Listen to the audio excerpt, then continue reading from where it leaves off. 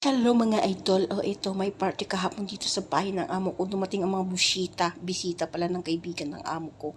Kaya sangkadamakpak na naman ang trabaho namin kahapon at super pagod kami. Ito yung mga in-order niya sa restaurant ng mga pagkain, mga salad, mga marag, mga malpop, ganyan, mga kusa, kung ano-ano pa. Ayan, gagawa kami ng paham. So, fast forward na natin tapos na silang kumain. Ito, konti lang mga kinain nila kasi hindi naman sila matakaw, maarte yung mga bisita niya. Kaya maraming natira. Tiba-tiba na naman kami ng kasama ko. Charot lang. Ayan, mga mga kusa, may kanin sa loob. At ito tignan nyo naman yung lalagyan ng pagkain, parang spaceship, yung parang doon sa Mars. Ayan, punong-puno ng karup yan, isang buong karup pinaluto ng